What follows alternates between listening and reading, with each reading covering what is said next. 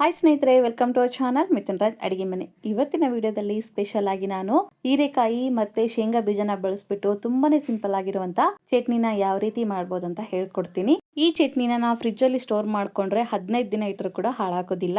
ರೊಟ್ಟಿ, ಚಪಾತಿ, ಬಿಸಿ ಬಿಸಿ ಅನ್ನ, ರಾಗಿ ಮುದ್ದೆ, ದೋಸೆ ಎಲ್ಲದಕ್ಕೂ ಸೂಪರ್ ಆಗಿರುತ್ತೆ. ಒಂದ್ಸಲ ಈ ವಿಧಾನದಲ್ಲಿ ಟ್ರೈ ಮಾಡಿ ನೋಡಿ. ಇದ್ರ ರುಚಿ ನೋಡಿದ್ಮೇಲೆ ಹೀರೆಕಾಯಿ ತಂದಾಗೆಲ್ಲ ಈ ಒಂದು ಚಟ್ನಿನ ಮಾಡ್ಕೊಳ್ಳೋದಂತೂ ಗ್ಯಾರಂಟಿ. ಇನ್ಯಾಕೆ ತಡ, ಇವತ್ತೇ ಈ ರೆಸಿಪಿನ ಟ್ರೈ ಮಾಡ್ತಿರಲ್ವಾ. ಮೊದಲನೇದಾಗಿ ನಾನು 1/4 kg ಹೀರೆಕಾಯಿನ ನೀಟಾಗಿ ತೊಳೆದ್ಬಿಟ್ಟು ಬಟ್ಟೆಯಿಂದ ಒರೆಸಿ ಮೇಲ್ಗಡೆ ಸಿಪ್ಪೆ ತೆಗೆದು ಈ ರೀತಿ ರೆಡಿ ಮಾಡ್ಕೊಂಡು ಇಟ್ಕೊಂಡಿದ್ದೀನಿ. ಇದನ್ನ ಸಣ್ಣ ಸಣ್ಣ ಪೀಸ್ಗಳಾಗಿ ಕಟ್ ಮಾಡ್ಕೊಂಡು ಫ್ರೈ ಮಾಡ್ಕೊಂಡ್ರೆ ರುಚಿ ಚೆನ್ನಾಗಿರುತ್ತೆ. ನೀವು ಬೇಕಿದ್ರೆ ಹೀರೆಕಾಯಿ ಕ್ವಾಂಟಿಟಿ ಜಾಸ್ತಿ ಕಡಿಮೆ ಮಾಡ್ಕೋಬಹುದು. ಹೀರೆಕಾಯಿನ ಇಷ್ಟು ಸಣ್ಣಗೆ ಕಟ್ ಮಾಡ್ಕೊಂಡು ಒಂದು ಪ್ಲೇಟಲ್ಲಿ ಎತ್ತಿಟ್ಕೊಳ್ಳಿ. ನಂತರ ನಾನು ಒಂದು ಪಾನಲ್ಲಿ 3 ಟೇಬಲ್ ಸ್ಪೂನ್ ಅಷ್ಟು ಶೇಂಗಾ ಬೀಜನ ಹಾಕ್ತಾ ಇದ್ದೀನಿ. ಗ್ಯಾಸನ್ನ ಮೀಡಿಯಂ ಫ್ಲೇಮಲ್ಲಿ ಇಟ್ಕೊಂಡು ಶೇಂಗಾ ಬೀಜ ಕಲರ್ ಬರೋವರೆಗೂ ಫ್ರೈ ಮಾಡ್ಕೊಳ್ಳಿ.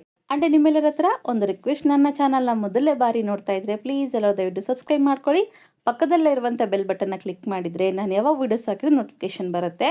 ಶೇಂಗಾ ಬೀಜನ ಚೆನ್ನಾಗಿ ಹೊರ್ಕೊಂಡಿದ್ಮೇಲೆ ಒಂದು ಪ್ಲೇಟಲ್ಲಿ ಹಾಕ್ಕೊಂಡು ಕಂಪ್ಲೀಟ್ ಆಗಿ ತಣ್ಣಗಾಗಕ್ಕೆ ಬಿಡಬೇಕು. ನಂತರ ಈ ಕಡೆ ಕಡಾಯಲ್ಲಿ 2 ಟೇಬಲ್ ಸ್ಪೂನ್ ಅಷ್ಟು ಎಣ್ಣೆ ಹಾಕ್ತಾ ಇದ್ದೀನಿ. ಎಣ್ಣೆ ಬಿಸಿ ಆದಮೇಲೆ ಸಣ್ಣದಾಗಿ ಕಟ್ ಮಾಡ್ಕೊಂಡಿರುವಂಥ ಹೀರೆಕಾಯಿನ ಹಾಕ್ತಾ ಇದ್ದೀನಿ. ಇವಾಗ ಗ್ಯಾಸನ್ನ ಮೀಡಿಯಂ ಫ್ಲೇಮಲ್ಲಿ ಇಟ್ಕೊಂಡು ಹೀರೆಕಾಯಿನ ಚೆನ್ನಾಗಿ ಬೇಯಿಸ್ಕೋಬೇಕು. ಸಾಫ್ಟ್ ಆಗೋವರೆಗೂ ಬೇಯಿಸ್ಕೋಬೇಕು. ಮಧ್ಯೆ ಮಧ್ಯೆ ಬೇಯಿಸ್ಕೊಂತ ನಾವೇನು ಮಾಡೋಣ, ಉಳಿದಿರುವಂಥ ಎಲ್ಲ ಇಂಗ್ರೀಡಿಯೆಂಟ್ಸ್ನ ಹಾಕ್ಕೊತ ಹೋಗೋಣ. 2 ನಿಮಿಷ ಆದಮೇಲೆ ತೋರಿಸ್ತಾ ಇದ್ದೀನಿ ನೋಡಿ, ಕಲರ್ ಕೂಡ ಚೇಂಜ್ ಆಗಿದೆ. ಇನ್ನೊಂದ್ಸಲ ನೀಟಾಗಿ ಮಿಕ್ಸ್ ಮಾಡಿಕೊಂಡು ಇವಾಗ ಇದಕ್ಕೆ ಒಂದು 5 ರಿಂದ 6 ಹಸಿಮೆಣಸಿನಕಾಯಿ ಹಾಕ್ತಾ ಇದ್ದೀನಿ, ಖಾರಕ್ಕೆ ತಕ್ಕಂಗೆ. ನಂತರ ಒಂದು ಮೀಡಿಯಂ ಸೈಜ್ ಆಗಿರುವಂಥ ಈರುಳ್ಳಿನ ಸಣ್ಣದಾಗಿ ಕಟ್ ಮಾಡ್ಕೊಂಡು ಹಾಕ್ತಾ ಇದ್ದೀನಿ. ಈರುಳ್ಳಿನ ಹಾಕೊಂಡಿದ್ಮೇಲೆ ಗ್ಯಾಸ್ ಮೀಡಿಯಂ ಫ್ಲೇಮಲ್ಲೇ ಇರಬೇಕು. ಯಾವುದೇ ಕಾರಣಕ್ಕೂ ಹೈ ಫ್ಲೇಮಲ್ಲಿ ಇಟ್ಕೋಬೇಡಿ. ಹಸಿಕಾಯಿ ಮತ್ತು ಈರುಳ್ಳಿ ಹಾಕ್ಕೊಂಡಿದ್ಮೇಲೆ ಇನ್ನೊಂದ್ಸಲ ನೀಟಾಗಿ ಮಿಕ್ಸ್ ಮಾಡಿಕೊಂಡು ಗ್ಯಾಸನ್ನು ಮೀಡಿಯಂ ಫ್ಲೇಮಲ್ಲೇ ಇಟ್ಕೊಂಡು 1 ಅಥವಾ 2 ನಿಮಿಷ ನೀಟಾಗಿ ಬೇಯಿಸ್ಕೊಳ್ಳಿ. ನೋಡೋರು ಎಷ್ಟು ಚೆನ್ನಾಗಿ ಬೆಂದಿದೆ. ಇನ್ನೊಂದ್ಸಲ ನೀಟಾಗಿ ಮಿಕ್ಸ್ ಮಾಡಿಕೊಂಡು ಇವಾಗ ಇದಕ್ಕೆ ಸಿಪ್ಪೆ ತೆಗೆದಿರುವಂಥ 1 ಗಡ್ಡೆ ಬೆಳ್ಳುಳ್ಳಿನ ಹಾಕ್ತಾ ಇದ್ದೀನಿ. ಸಿಪ್ಪೆ ತೆಗೆದುಬಿಟ್ಟೆ ಹಾಕ್ಕೊಳ್ಳಿ, ರುಚಿ ಚೆನ್ನಾಗಿರುತ್ತೆ. ಸ್ವಲ್ಪ ಕರಿಬೇವನ್ನ ಹಾಕ್ತಾ ಇದ್ದೀನಿ, ಫ್ರೆಶ್ ಆಗಿರುವಂಥದ್ದೇ ಹಾಕ್ಕೊಳ್ಳಿ. ಸ್ವಲ್ಪ ಕೊತ್ತಂಬರಿ ಹಾಕ್ತಾ ಇದ್ದೀನಿ, ಇದನ್ನು ಕೂಡ ಫ್ರೆಶ್ ಆಗಿರುವಂಥದ್ದೇ ಹಾಕ್ಕೊಳ್ಳಿ, ರುಚಿ ಚೆನ್ನಾಗಿರುತ್ತೆ. ಗ್ಯಾಸ್ ಮೀಡಿಯಂ ಫ್ಲೇಮಲ್ಲೇ ಇರಲಿ. ಮತ್ತೆ ಹೇಳ್ತಾ ಇದ್ದೀನಿ. ಎಲ್ಲ ಹಾಕ್ಕೊಂಡಿದ್ಮೇಲೆ ನೀಟಾಗಿ ಮಿಕ್ಸ್ ಮಾಡಿಕೊಂಡು 1 ನಿಮಿಷ ಬೇಯಿಸ್ಕೊಳ್ಳೋಣ. ಜಾಸ್ತಿ ಹೊತ್ತು ಬೇಯಿಸ್ಕೋಬೇಕು ಅನ್ನೋದೇನಿಲ್ಲ. 1 ನಿಮಿಷ ಆದಮೇಲೆ ಇನ್ನೊಂದ್ಸರಿ ನೀಟಾಗಿ ಮಿಕ್ಸ್ ಮಾಡ್ಕೊಳ್ಳೋಣ. ನೋಡಿದ್ರೆ ಎಲ್ಲವೂ ಎಷ್ಟು ಚೆನ್ನಾಗಿ ಫ್ರೈ ಆಗಿದ್ದಾವೆ, ಎಷ್ಟು ಚೆನ್ನಾಗಿ ಬೆಂದಿದ್ದಾವೆ. ಇವಾಗ ಇದಕ್ಕೆ 1/4 ಟೀ ಸ್ಪೂನ್ ಅಷ್ಟು ಅರಿಶಿಣ ಪುಡಿ ಹಾಕ್ತಾ ಇದ್ದೀನಿ. 1 ಟೀ ಸ್ಪೂನ್ ಅಷ್ಟು ಜೀರಿಗೆ ಹಾಕ್ತಾ ಇದ್ದೀನಿ. ಸ್ವಲ್ಪ ಹುಣಸೆ ಹಣ್ಣು ಹಾಕ್ಕೊಳ್ಳಿ. ಎಲ್ಲವನ್ನು ಹಾಕ್ಕೊಂಡಿದ್ಮೇಲೆ ನೀಟಾಗಿ ಮಿಕ್ಸ್ ಮಾಡಿಕೊಂಡು ಗ್ಯಾಸನ್ನು ಆಫ್ ಮಾಡ್ಕೊಂಬಿಡಿ. ಯಾಕೆಂದರೆ ಅರಿಶಿಣ ಪುಡಿ, ಜೀರಿಗೆ ಮತ್ತು ಹುಣಸೆ ಹಣ್ಣು ಈ ಬಿಸಿಗೇನೆ ಸಾಫ್ಟ್ ಆಗಿಬಿಡುತ್ತೆ. ಜಾಸ್ತಿ ಹೊತ್ತು ಬೇಯಿಸ್ಕೋಬೇಕು, ಫ್ರೈ ಮಾಡ್ಕೋಬೇಕು ಅನ್ನೋದೇನಿಲ್ಲ.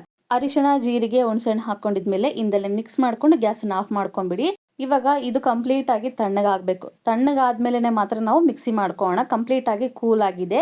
ಇವಾಗ ಇನ್ನೊಂದ್ಸಲ ನೀಟಾಗಿ ಮಿಕ್ಸ್ ಮಾಡಿಕೊಂಡು ಮಿಕ್ಸಿ ಜಾರಲ್ಲಿ ಹಾಕ್ಕೊಂಡು ಮಿಕ್ಸಿ ಮಾಡ್ಕೋಬೇಕು. ಒಂದು ನೆನ್ಪಿಟ್ಕೊಳ್ಳಿ, ನಾವು ಎಷ್ಟೇ ಅರ್ಜೆಂಟ್ ಇಲ್ಲಿದ್ರು ಕೂಡ ಮಿಕ್ಸಿ ಮಾಡಬೇಕಾದ್ರೆ ಸ್ವಲ್ಪ ಕೂಲ್ ಆದ್ಮೇಲೆ ಮಾತ್ರ ಮಿಕ್ಸಿ ಮಾಡ್ಕೋಬೇಕು.